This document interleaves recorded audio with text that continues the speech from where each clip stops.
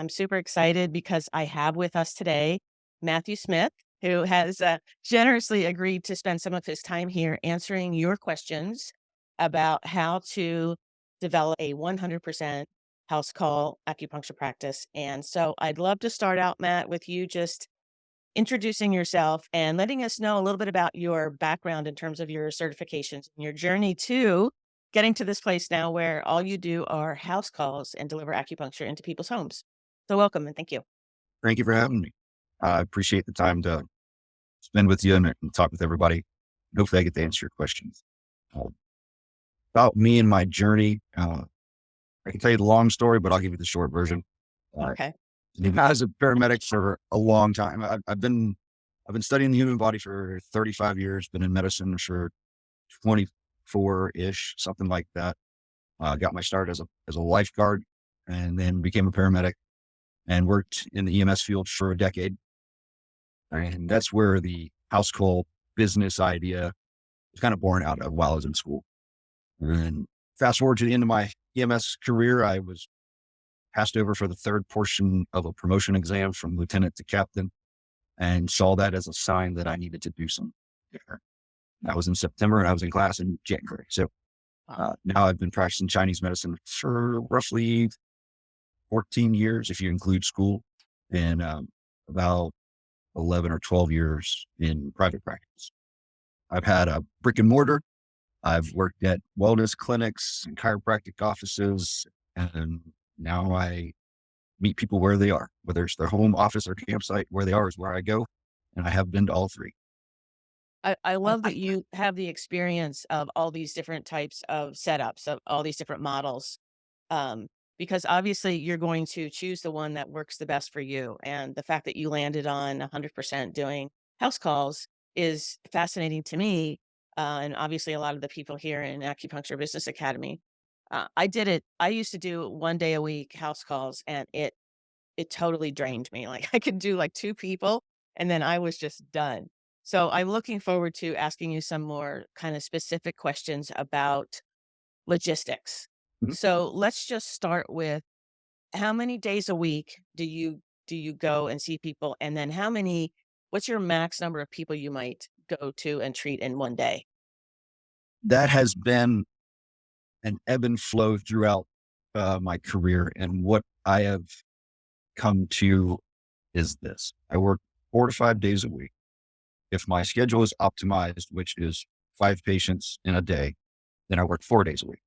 If it's less than that, then I'll add in a Friday or whatnot. Uh, Optimally, 5 patients in a day. I am, I have put out as much as I can put out. I schedule patients for an hour. There's a lot that goes into that hour, from just talking with them about life to evaluating their condition to treating their condition and giving them homework.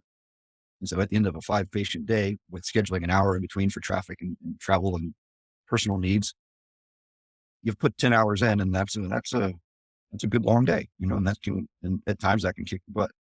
Uh, Mm, that's been a process over the years. And there was times where I would see patients from 10 o'clock in the morning till the latest I had ever made a house call was midnight. And that was on a day where I saw like 7 or 8 that day. And I don't do that anymore. Yeah, I try to be, on occasion, I'll go out for a 7 or 8 o'clock house call. Um, but those are patients I've had for years. Most of my patients that I see regularly throughout a month time frame, I would say at least 50% of those I've been treating for 2 or more years, and most of them 5 or 6. Okay. A lot of long-term patients that this house call aspect has really helped us develop a deep relationship.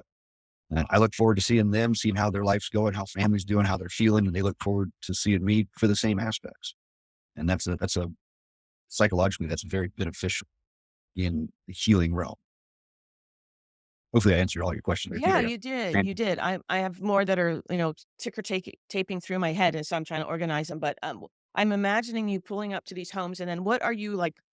Again, I'm into logistics here. Like, what are you carrying in with you? Because I noticed that there's an acupuncturist, and I'll get her name in here in a minute, where she's doing a um a travel. She goes to people's homes, and her biggest concern or difficulty is lugging in a massage table. and Yes, setting that up and that kind of stuff. And so I'm wondering if you do that, or do you just require them to have a, a space that you can get to and treat them? I do have some patients that have space. I do have some patients that um, have like a zero gravity lounger that we've used. I always carry my table. It's a 30-inch wide folding table with 3 inches of foam. So it's really comfortable, lots of space for the patients. There's an articulating end. So some of my elderly patients prefer to sit up as opposed to lay down. And so that's beneficial for them. Some even low back patients, they prefer to sit up. Why? I don't know, but it works for them.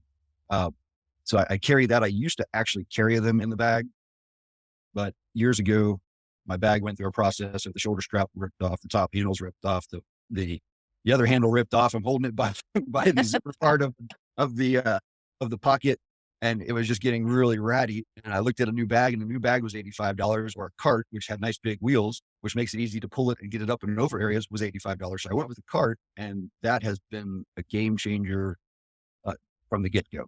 I mean, I leave the table strapped to the cart, slide it in and out of the truck, or at the time of the car, but now I have a truck, and I can wheel it up and over curves, up and down stairs easily. Uh, so that's as far as table aspect. That's what I use. I carry a big rectangular 10-gallon box that I found at Lowe's. It's got a latching lid, so water doesn't get into it. I'm about to change up to a little bit smaller one, but that's large enough for me to carry a big, large bottle of 91% alcohol. I have a small cardboard box that has 1 inch, 1.5 inch needles, uh, post them on, uh, shoot, alcohol swabs, cotton balls. And then I also carry a 1 quart sharps container. And a lot of people ask, even patients, how much does it cost for that stuff? So, you have a service, and those services are quite expensive. So years ago, actually all of my career, I've been using mailbacks. And so I'll buy 5 quart containers in one box, for $100 or whatnot. And when they're full, you put them back in the box and mail them back. And that's been really nice because it takes a while to fill up even one of those with that. Right. So along with those accoutrements, I also carry four glass cups in that box. And then that leaves space for my tablet, which is my practice management, as well as my note taking. And then also has space for sheets. So I'm able to bring all that stuff in efficiently so that we can get down to business sooner. When I first started house calls, I would also bring a TDP lamp, and I had a gallon sharps container and all this. And I would make 2 trips back and forth to the car. And now it's all, I pull the table out, pull the box out, boom, in and out in one fell swoop. And so that's what I bring other than myself. That's the most important. That's the most important thing, of course. Well, I imagine that developing an understanding of efficiency is really important doing this, Yes. because the amount of time that you're in there treating them has got to be maximized. Yeah. And my guess is, and maybe I'm wrong about this, but if you're seeing people that are lonely and you're coming in, they're going to want you to stay as long as possible. So, how do you handle the "Okay, we're done now, I gotta go" conversation? How have you, you know, gotten that so that it's down and you're able to get out on time? Well, first off, I arrived early. My viewpoint, which is largely born out of military and EMS, is if I'm on time, I'm late. If I'm early, I'm on time. So I Okay. tell all patients my goal is to be there 10 to 15 minutes early. So I'm completely set up at the time of your appointment. So we're good to go. There's no delay. So I've already set the tone that I'm here for efficiency to treat you. And I don't, I'm not going to delay you. So that's going to psychologically change their mindset so that they don't delay me. So it's very rarely that I get delayed. And I monitor my time. I generally do a 30-minute retention time. On some deficient patients, I'll do a 20-minute retention time.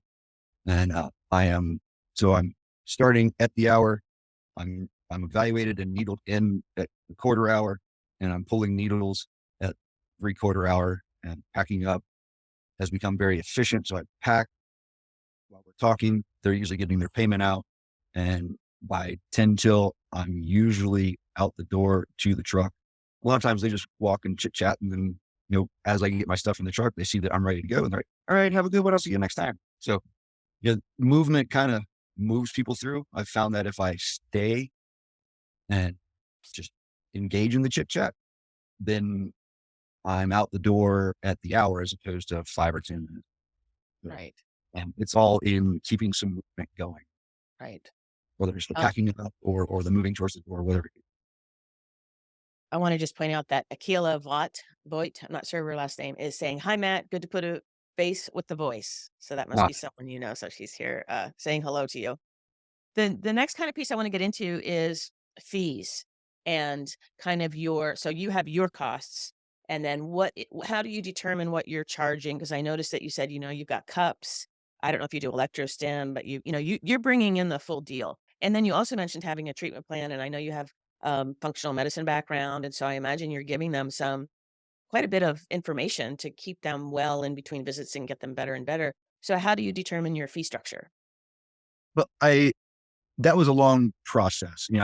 When I, when my wife and I first opened our brick and mortar clinic, we settled on $70. And as most of us know, when you have a brick and mortar clinic, majority of your time is initially at the beginning of the month is trying to make your overhead. And it's $70 a treatment. That was tough, you know? So my initial thought was 100.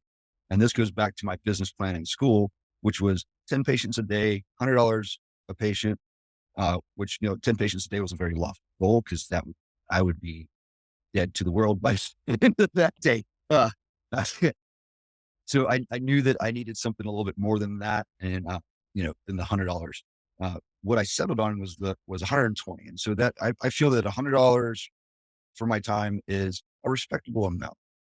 And I also wanted to take into account, and business mentors will tell you not to worry about this, but financial strain on patients. That's another stress. You know, most people can find a way to pay 100 or 120 for a therapeutic intervention visit repeatedly so that they can get well. When we go well above that, we're, I feel we're limiting our base, our patient base, by those who have the money compared to those who are struggling with money. And, you know, the classics state that this is the people's medicine. So I wanted to keep that in mind. So taking all that into account, that's where I came up with my $120 per visit. I don't upcharge for a first visit and downcharge for the 50th because I spend an hour with each patient. So it's 120. That 120 allows me leadway. I can reduce that to $100 and still make a decent income as far as I'm concerned, and help the patient out. And I've done that on a number of occasions. One specifically is a family who has a 23-year-old son who OD'd on fentanyl. And now the mom and dad are taking care of him again. And they utilize my services to help him. And I've given them a significant discount. And I feel that I'm still getting paid what I feel I should make each time, but I'm able to give them. And that helps me feel better that I'm helping someone more than just the patient too. So I try to focus on helping the patient and the community as I can at the time. That's great. You have some costs yourself. So you have obviously your equipment, and then you have your vehicle, and you have gas. And so do you charge more for distance? Do you factor that in at all, or have you just done 120 and that's worked for you? Initially, I had a radius of 30 miles, and if it was outside of 30 miles, then I would add a $30 travel fee. I found that I never actually added that. I've done the same thing where I'm like, once I get there, I'm like, I can't charge them anymore. I have found that the people who need you to come into their home are the people who need it the most. Like they need financial break the most. So I've been really bad about how I've structured fees around home visits. Yeah, Good to know. that's a tough one, and that exact thought process is why I went to more of a time based. Now, time based requires you to have the variables of distance, traffic, and your own speed. Uh, I speed a lot because I try to stay away from. We won't tell. I try to. Wait, I try where to. are you located, Matt? There is a question here, and this is relevant for setting up a travel practice. So you're located in Georgia. Yeah, I'm in the North Atlanta metro. Okay. Depending on traffic, and the way I drive, I'm anywhere from 20 to 30 minutes from downtown Atlanta. Um, Okay. they have the 285 perimeter. I try not to go into that because it's complete chaos. I try to stay out of that. I service majority of the Northwest Georgia area. So my patients are within an hour drive of me, no matter where I am, usually. And after being, we've been up here for about 8 years. And so I've learned ways to get around the traffic conundrum that is 285 and 75. So if you have that knowledge, then you can cut down your travel time. That's beneficial. So I just use a travel time delineation. And if I look at the Google map and it says it's going to be an hour and a half, then that's usually pretty accurate. And then I would charge somebody, an extra rate. I do have a little bit higher rate for weekends. If it's like an emergency, if I've pre-scheduled it with a patient, I don't charge them the higher rate. Uh, but most patients, if it's the last minute and you say, well, my weekend rate is 200 and they're able to afford that. The ones who I have presented that information to were like, oh, that's more than acceptable. Mhm. But I haven't had to use that very much because these days I very rarely go out. If I do, it's for a patient I've been seeing for a while, pre-scheduled something. Do you do any in-hospital visits? Is that something that you're allowed to do? That's a gray area. Here in Georgia, our Okay. Practice Act has a lot of gray areas. Okay. We're still under the Georgia Composite Medical Board, whereas most other states were under our own board. Like licensed in Florida and Georgia. Initial career was in Florida. So we have our own board in Florida. Here in Georgia, we don't. So there's still some gray areas, some control factors that may be involved. I think I know there are some of our colleagues in the Emory system, uh, and the MD Anderson system, as well as the cancer treatment centers. Um, so we are able to go into them. What we can do is limited by our Practice Act and by what the hospital allows. I have not done that, crossed that bridge yet. I've thought about it. I've talked to patients who are ER docs and such like that, and just haven't crossed that bridge yet. Have you had to have any kind of adjustments or addendums to your malpractice insurance by going into people's homes? Is there some additional things that you need to be, recognize that there is liability that you might have? I have talked to numerous insurance professionals throughout the years, people who have been in the insurance profession for 20, 30 years, who know it inside and out. And nobody can come up with any other insurance that I need that they could think of or that their superiors could think of or come up with that I would need to cover myself other than the uh, the malpractice insurance. And say generally, and they even say, we can't find a need for you to have general liability, Mhm. because you're going into somebody else's home. So they have homeowners insurance. I'm like, Okay. okay.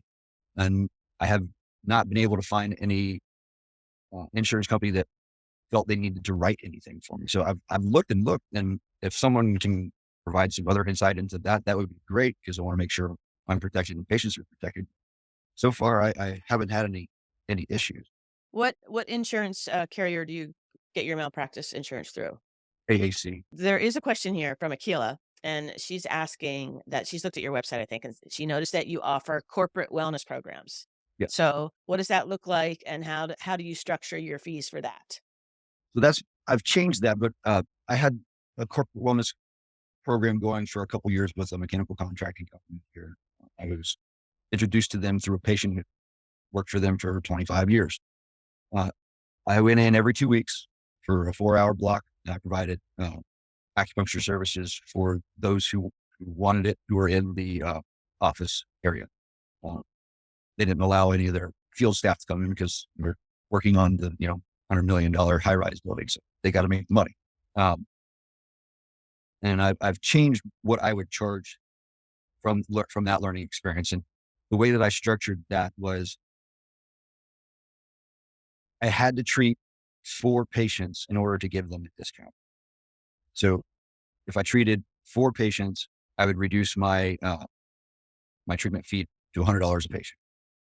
If I saw 5 or more, then I would reduce it to 90, I think it was, or something like that. It's been a little bit since I looked at it, but I wouldn't do that again. I wouldn't reduce my fees for that. I would simply, here's here's a contract for the year, as opposed to going in and treating however many I saw for that week and taking payment. I would simply, we're going to base it off of an average of 6 treatments and spread that over the year, and then you know get you an overall cost for the year. That way, I don't have to take payments time because that's time consuming, and technology isn't working like I want it to, like really quickly. Then it's annoying. Yeah. That's actually really helpful, that just having the block of time and then the learning experience of knowing that you don't reduce your fees. You Yes. don't know that till you get in there and you start doing that kind of stuff. Right. So thanks for that. Thanks for that question, Akila. I'm Corporate wondering wellness if what's sorry. that? I was going to add in corporate wellness programs are highly beneficial uh, for the individual people, the companies, and then the communities. Because you got happy, healthy employees. They produce better for the company. The company is stronger, which supports the community. So it's the full circle effect.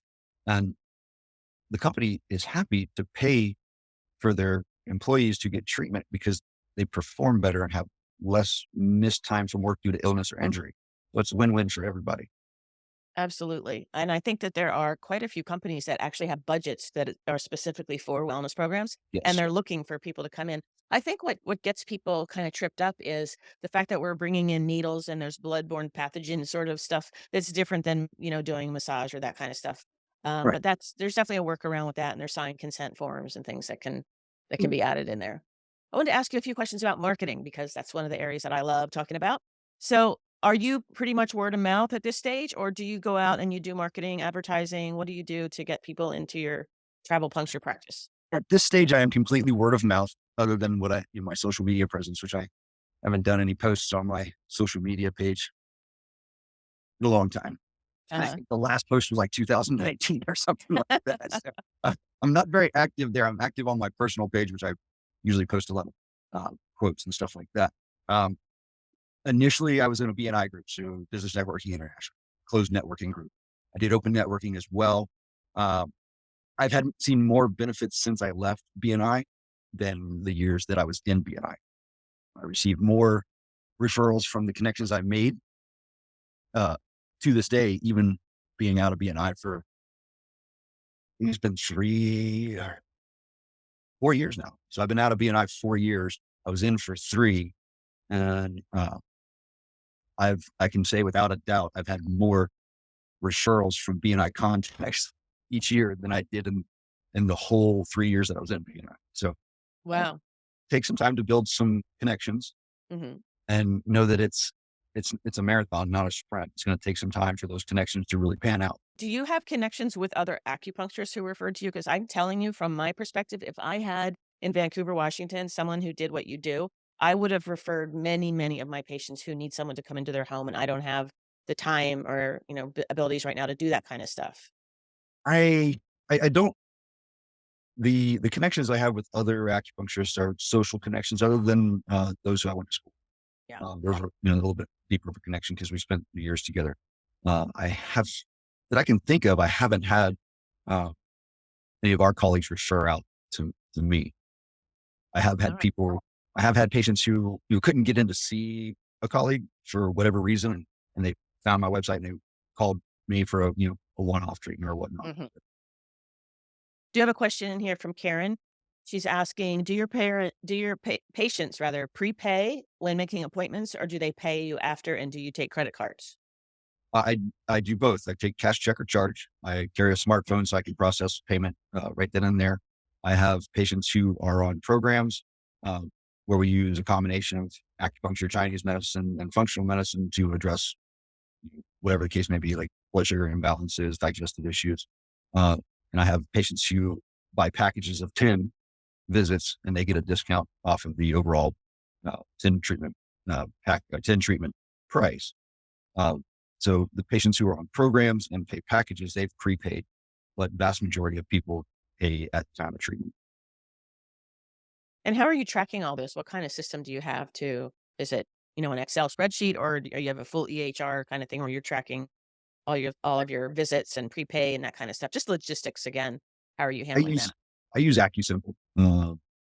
Cool. Years ago, I had detailed spreadsheets that I made up to keep track of the income from travel puncture or from the other wellness places and such like that I saw patients at, and those have gone by the wayside, thankfully, because that's a lot of work just to put in the numbers in there, and now everything's in AccuSimple, and I can keep track of Kathy paid 300 this week into her retainer account, and Kevin paid another 1,000 for a 10 treatment package. So then I can keep track of that a lot easier. When I was using Very nice. spreadsheets, it was like, did I put that in there? Or it was just really, it got too confusing. It was a logistical nightmare. Oh, I'm glad that you found something that works then because tracking that stuff, especially when they're prepay, I find is really important to do. And so if you have something that makes it easy, is great. Okay, so now I am envisioning that you've got this truck that's wrapped with blazing stuff, travel puncture, like advertising on it. So fulfill my dream. Is this true? Do you have this? Are you In going an there? in an ideal world, I would have that. Yes, ideally, I would wrap the truck, but it is our family vehicle, so I mean, it goes everywhere with us. Yeah. And um, a, a good friend of mine here, we met in the BNI group. He's a home inspector, and he speeds like I do, and his company name is plastered all over his vehicle, and people call and leave him 1-star reviews because they're mad about his driving. And so it's probably good that I don't have my truck wrapped. But ultimately, the goal is a Class C mobile RV with a center Uh-huh. mount bed in the rear, preferably no slide, and that would be wrapped, and that's a complete mobile office where I under 90% of the patient business I do, I wouldn't need to take anything into the house because people would come out to the unit, and it's evaluation and treatment area. Um, I've yet to cross that threshold because those are 70 grand, and I Yeah. honestly want to cough up 70 grand. Well, that's next on the list. I love that you Yes, have that kinda out there and that's your next place, and, of course, that's, a business expense, but, you still have to come up with right. the seed money to get it. Yeah, That's a great plan. I love that. I love that. You could figure out where I don't know if they still do them. Library book buses, they go into yes, neighborhoods, yes. go around to get the kids in the bus and treat the parents in the mobile acupuncture, travel puncture. Man, I I love like it. it. Well, we're just at the top of the hour here, and I don't want to take too much of your time, but I would love if you could just give us maybe one or two stories of just some experiences that you had that you didn't expect, or just some stories of going into people's homes and treating them, and kind of how that it's changed you or made an impact on you. Oh man, there's a lot of stories that come to mind. When I've found that when you meet people where they are, they get a better result. You know, we give a lot of ourselves, and the more that you give, the more that you get. I receive something from every patient. Sometimes I recognize what it was, sometimes I don't.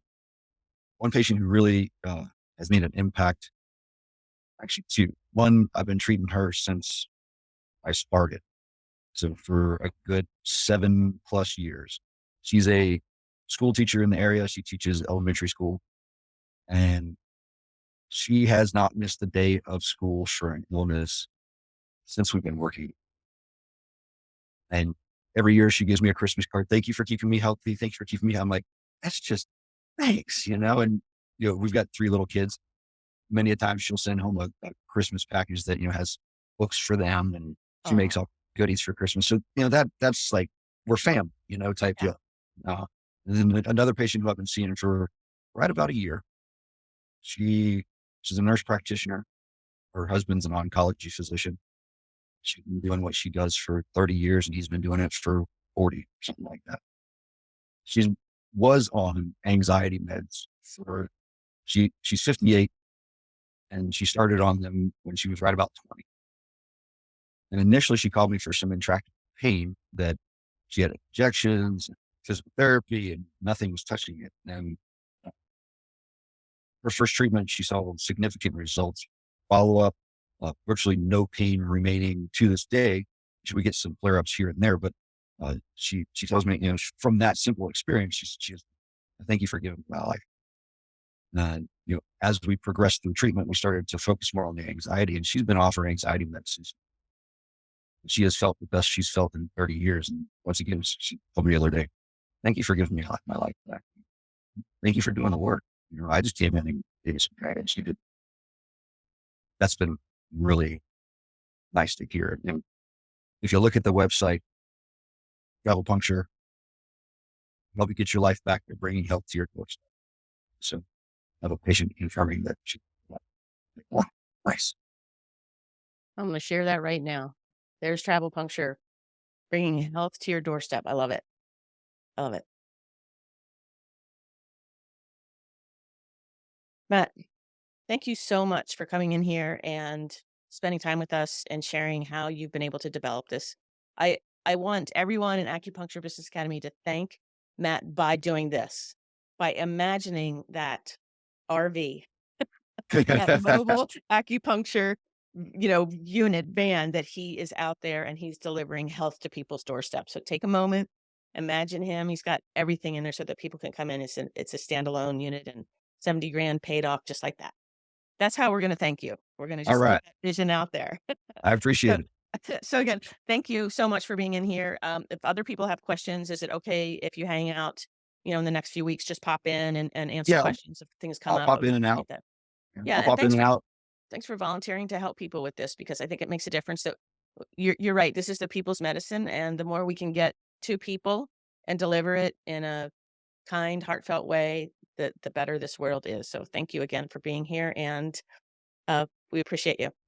Thanks for having me. And if anybody has questions, I'll pop in and out on Facebook, or you can call, text, or email. Sounds good. All right. You have a great rest of your day. Take You care. you as well. Thank you. Bye.